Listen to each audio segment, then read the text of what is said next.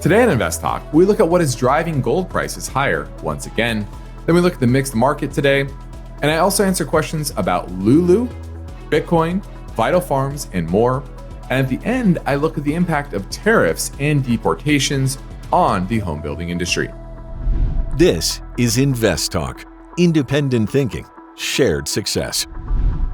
Now, our main focus point today is about gold prices. And gold prices are surging once again. They pulled back recently to the 100-day moving average back in mid-November and have been working their way higher ever since. Another solid day today, closing at the highest levels since the breakdown back in early November.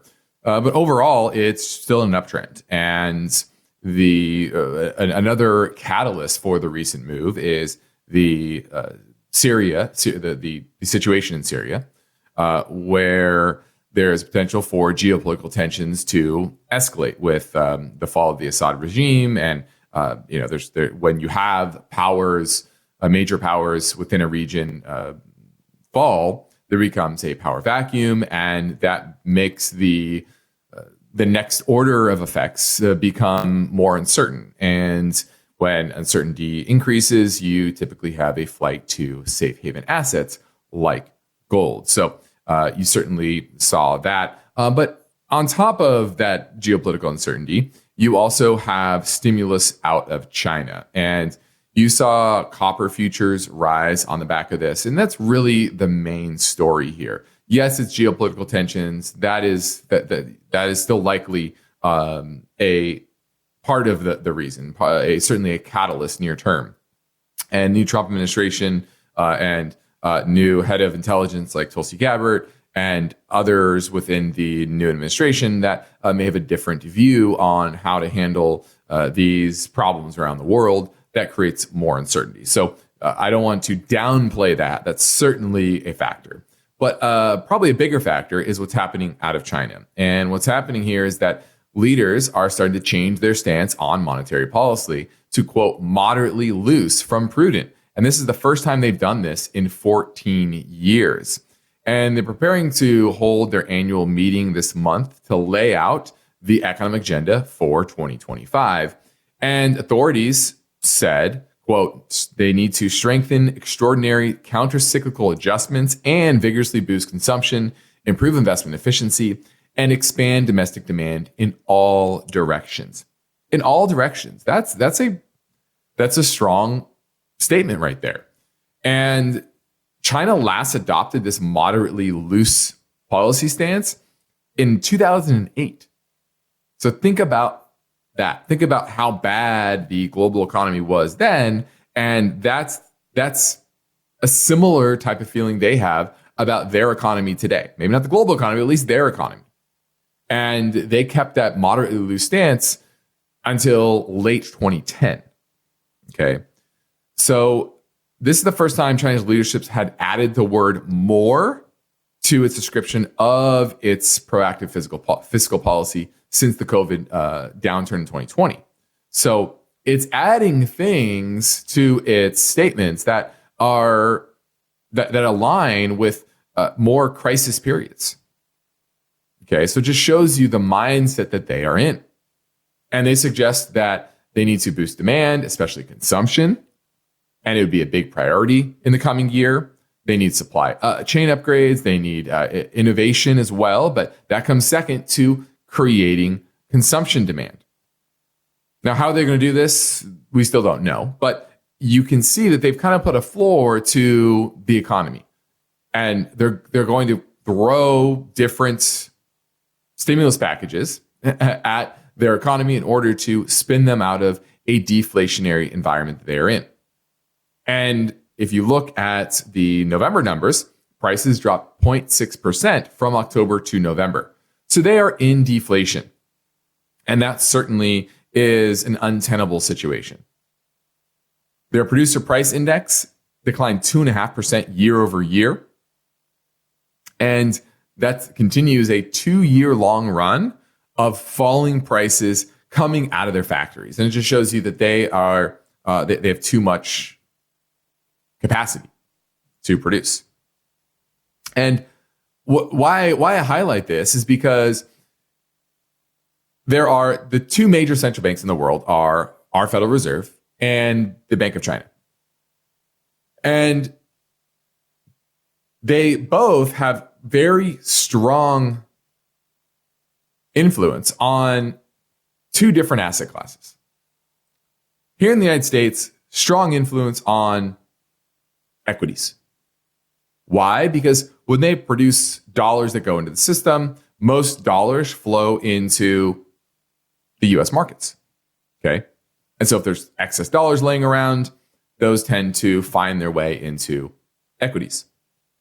Whereas when China stimulates, that is the end goal of that is to produce economic output, to produce things.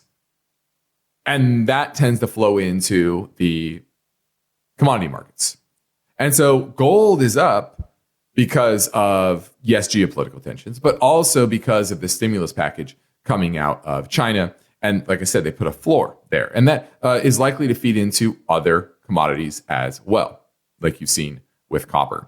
So I wanted to highlight that because it's crucial to understand these dynamics and know why these asset classes are moving and what tends to drive each one. Now let's take a quick look at the market today. It was a decidedly positive day, although we did get a bit of a sell-off to close the day. And the Dow was actually down about 100 points, but when it's at 44,100 points is less than 0.25%.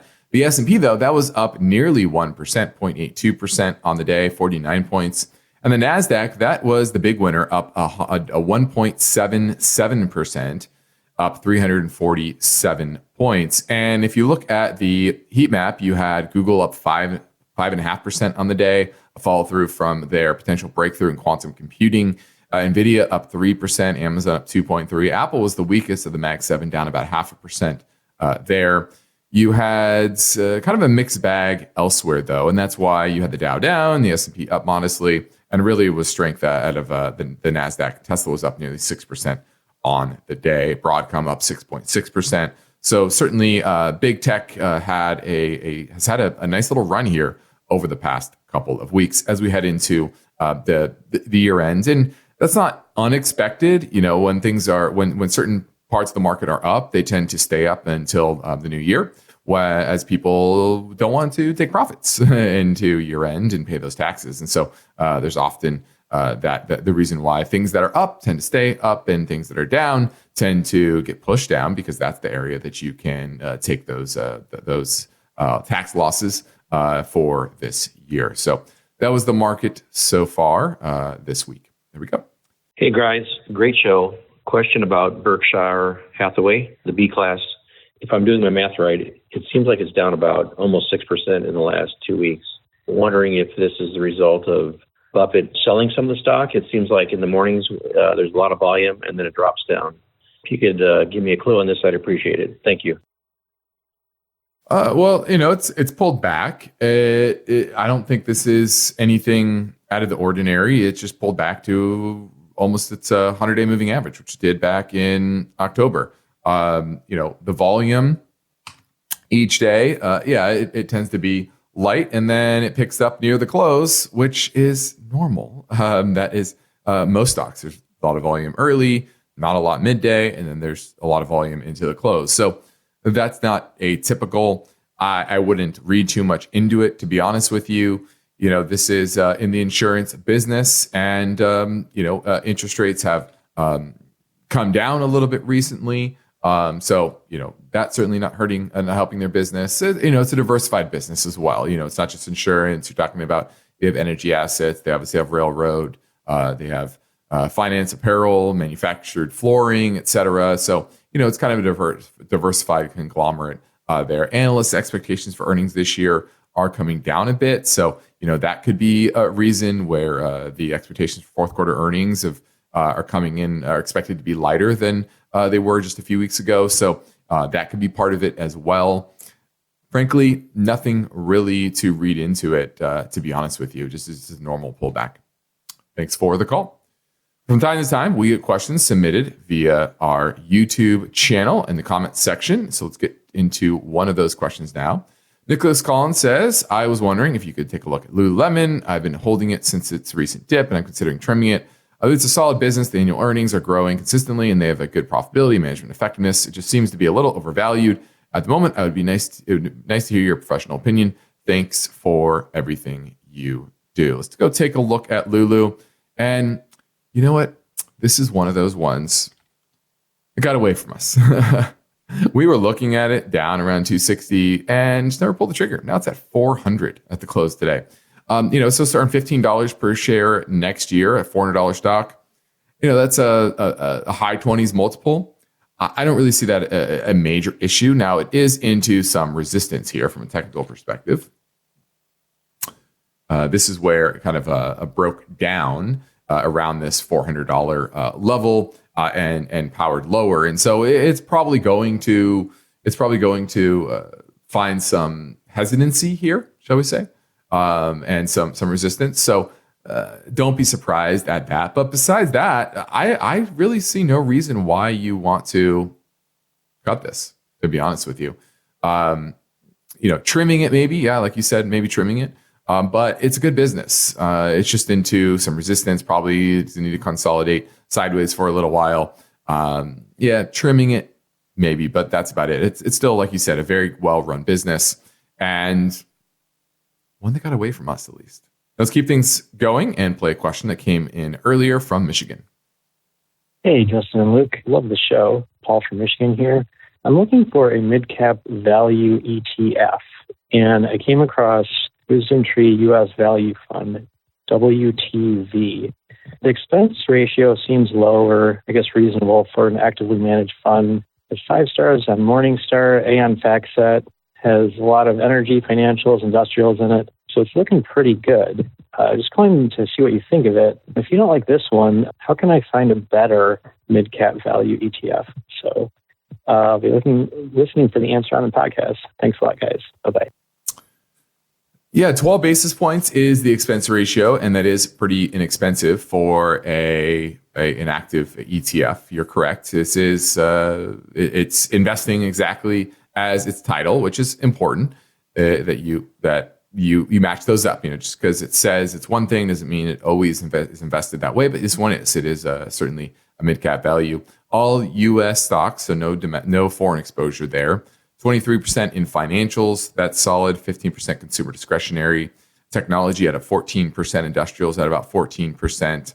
Energy at about 9%, and base materials about 2.5%. So certainly a pretty solid mix of holdings. PayPal is its largest holding. It's a name that we own for clients, so we like that. So I'm going to say this is a thumbs up. To be honest with you, I think you probably found one of the better mid-cap value ETFs that are out there. So I would buy it if that's an area that you are looking to gain exposure to. That was WTV is the symbol. Now let's pivot over and talk to a live caller. I'm trying to get the Adam from Los Angeles. How you doing, Adam? Hello, can you hear me? I can, yes. Hey, how's it going? I got a quick question to ask you. I know pretty much what you feel about dividends, especially the symbol that we're going to take a look at. But I was looking at this as a strategy for passive income instead of kind of like real estate where there's, obviously lots of risk involved in real estate. So I just want your feedback, overall. But I think I kind of know your answer to it. Well, this is a simplified volatility premium ETF. I'm assuming they're selling short-dated options. Is that correct? Do you know their strategy? Yes, that is correct. So you obviously, long story short, when the market's going down, so that way they do cover calls on it. But when the market's up, then that's how they make their money on it. And I looked at it consistently. The dividend, what is it? It's been 2 years now, and it hasn't really cut in half or anything. My only concern is how it's able to pay that kind of dividend. You know what I mean?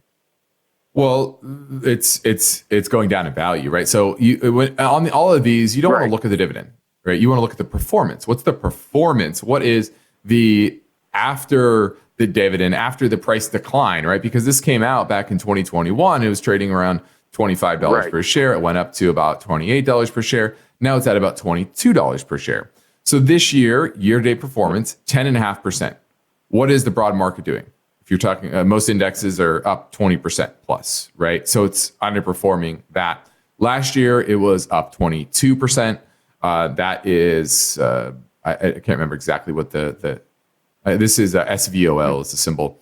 And I can't remember what the market was last year. That was about what the market was, right? Roughly. 2022, that's where it went down 3%, but the market was down 20%. S&P was down 20, NASDAQ was down 33. And,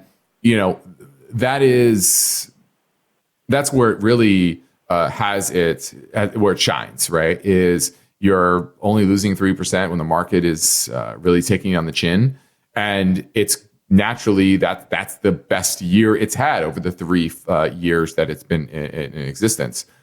This year, it's drastically underperforming, and that's kind of to be expected, right? So that's what you want to look at. You want to look at the volatility, and you want to look at the return. And this is lower vol than the broad market, but it's also lower return. So that's what you want to consider. Okay, don't consider the dividend. It's nice and shiny. It's a nice big number, but that doesn't tell you much. Total return tells you the full story. So focus on that. Not a bad ETF, to be honest with you. If that's what's doing cover calls, I'd have to look at the actual strategy.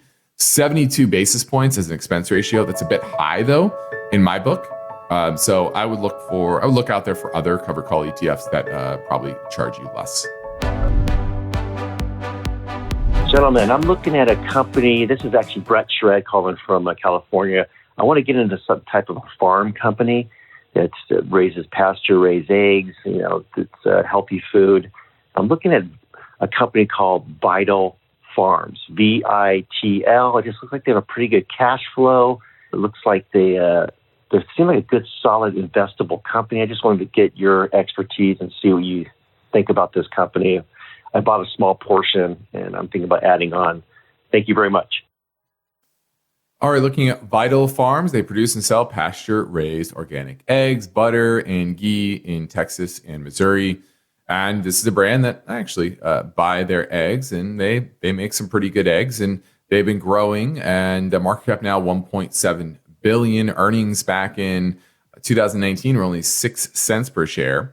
Now this year, it's supposed to make $1.11 and $1.25 next year. And so the big question is, a $38 a share price too high? Yeah, they have good cash flow, $60 million, but on an enterprise value of $1.5 billion, that's not a great free cash flow yield. Okay, so you're talking about what would that be? That would be about a 4% free cash flow yield. So not terrible, but not amazing either. The technicals, they pulled back and it's starting to find some strength once again.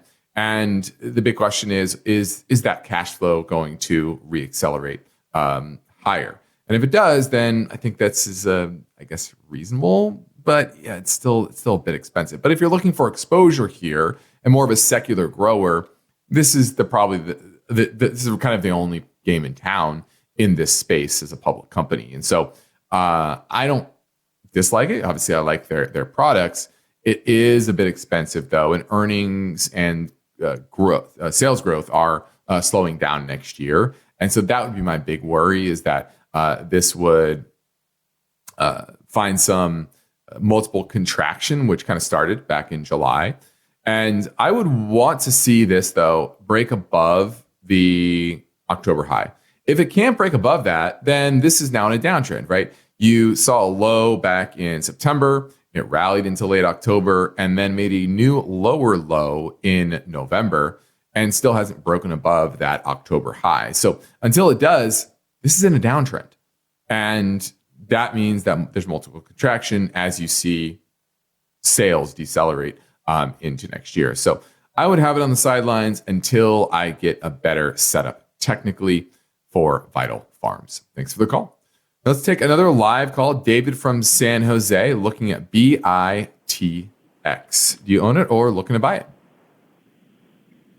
Yeah, I own it. And I was just curious if, the price has doubled in the last month.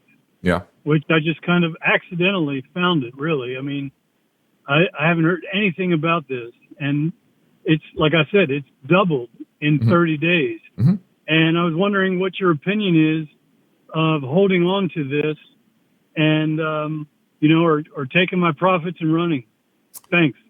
So this is the 2x Bitcoin strategy ETF. It's an ETF that corresponds to 2 times the return of the Bitcoin's future index. And it's doubled because Bitcoin has gone up dramatically over the past 30, 60 days or so. And with all levered ETFs, when things are going right, it looks great. And when things are going bad, it looks horrible. And so that is what you will likely see at some point is we know that Bitcoin is volatile and it can easily go down 50% as much as it can easily go up 50%, right? And so I would absolutely trim at least and reduce your position at this level. Bitcoin, is kind of hanging around the 100,000 level right now. Could it make it a leg higher into the 120? Absolutely. But remember, Bitcoin is a clear proxy for liquidity. It tends to do very well when liquidity is abundant and do absolutely horrible when liquidity is tightening. And you're likely to see that again at some point as we head into 2025. Now, the odds are good that the liquidity will stay relatively solid for the next few months, maybe all the way through the first half of next year. But as you get further into 2025, there's more likelihood or higher risk that Bitcoin and other assets that are tied to liquidity will take a turn. And so you got lucky. This is a time to trim. Could take another leg higher, but you want to be selling into this strength as opposed to buying more or anything like that, because we know once this does take that turn, it will likely drop dramatically. So that's my take on Bitcoin and this ETF, BITX. Now let's talk a little bit about the shift from cash into risk assets overall. And this is kind of connects with Bitcoin in general, is that investors are expected to move money from cash-like investments, think of high-yield online savings accounts, into risk assets like stocks and bonds. And the CFO of BlackRock is actually saying they're already seeing this to some degree. And this is just with a modest drop in money market rates. And we know, like I said, the Fed is likely to cut next week and probably a bit more in 2025. And eventually those online savings accounts are going to drop below 4%. I've already seen some that we're trading, we're paying out above 5%, and now they're below 4%. And so I think that's going to continue. Now, assets in U.S. money markets still stood at $6.7 trillion as of last week. And that's up from $6.3 trillion in early September. So it's not like money is moving fast away from these money market accounts. It's just the amount flowing in has slowed. But that move higher, 6.3 to 6.7, shows you that the deficit of the government is positive for the balance sheet of the private sector, right? That's just how it works. And so if the deficit shrinks, the Doge committee or whatever you want to call it tries to cut spending dramatically, that is going to have a negative impact on liquidity because there's less dollars flowing from government into the private sector.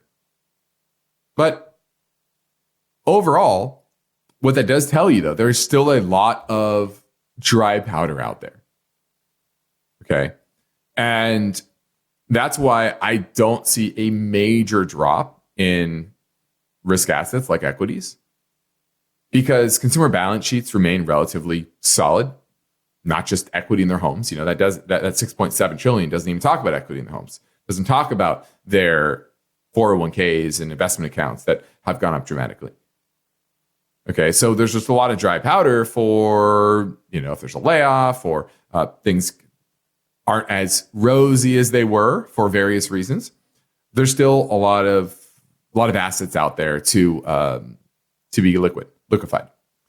And there's still a lot of political and economic uncertainty in the world that is keeping a lot of people on the sidelines. And they are seeing that for even 4% yield as a lot better than you saw just a number of years ago. And so what you're likely to see is as those rates are cut, that the market will continue to climb the wall of worry. Because as much as the rhetoric about balancing the budgets and cutting waste, et cetera, and I think there's certainly waste to be cut, I don't see Trump as he likes to spend. That's just his history. I don't think he's going to change his stripes at 80 years old. And so I don't see that this deficit dropping dramatically is likely. Let's just say that. And remember, that's what the market does. It climbs that wall of worry. The worry about cutting the deficit, worry about geopolitical unrest, worry about domestic unrest. All of the worries that everyone is throwing out there, headlines that you see, that is actually bullish. It's when nobody worries about anything. That's when you have to be the most worried. Okay. And so despite this expected drop in interest rates, you are likely to see money flow into equities, into asset prices, into bonds even, and climb that wall of worry. And so the fear of missing out is going to continue to contribute to this because, look at last year, 5% yield sounded great, but markets were up well over double digits. Same with this year, right? Equities up well over 20%. And so cash, as usual, tends to underperform. And as time goes on, more and more investors are going to take that 6.7 trillion and put it into markets. Now let's take another live call. George from San Mateo looking at FBTC.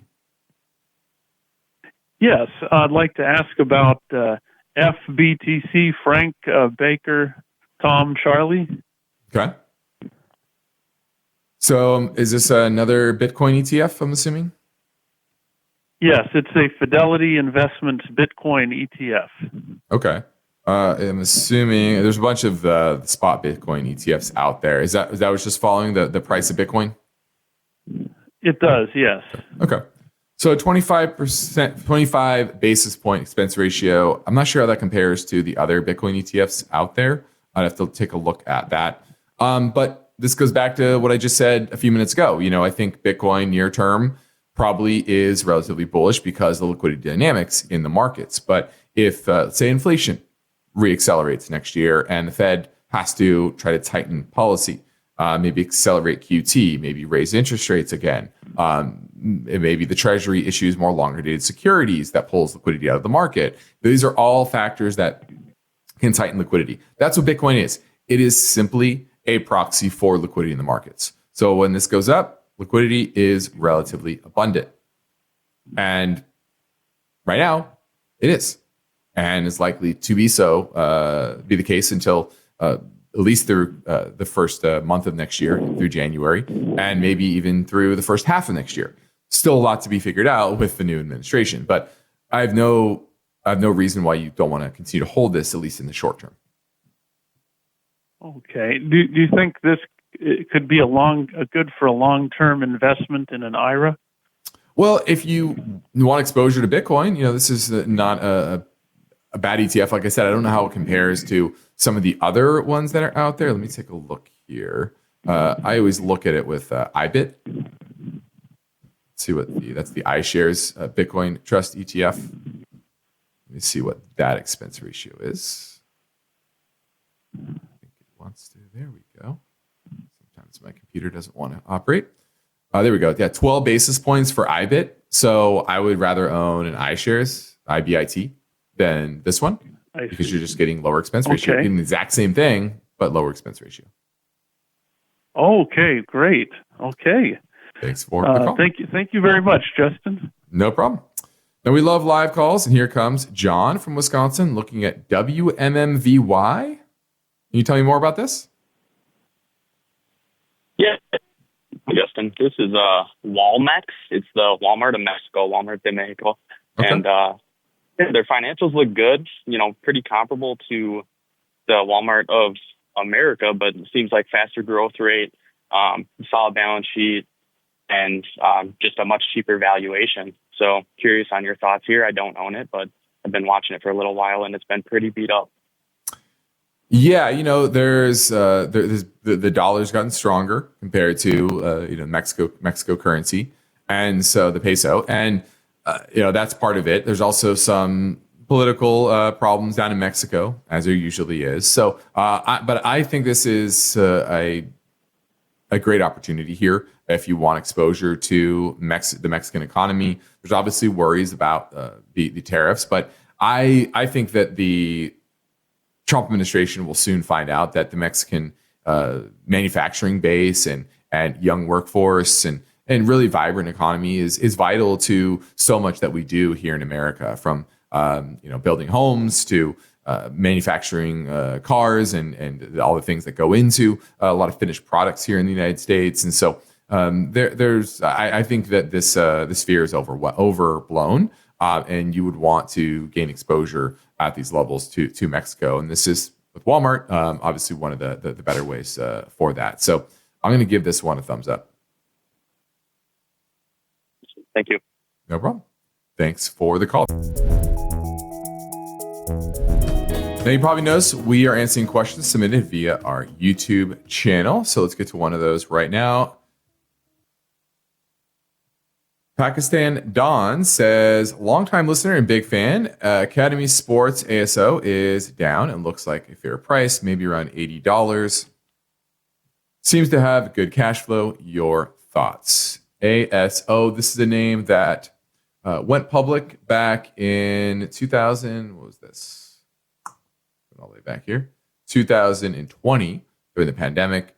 Way down around $12 per share, and now it is sitting at about $54 per share, but well off of its all-time high, or which was around $75 per share back in February. So it's been choppy over the past couple of years. Let's take a look at some of the financials here.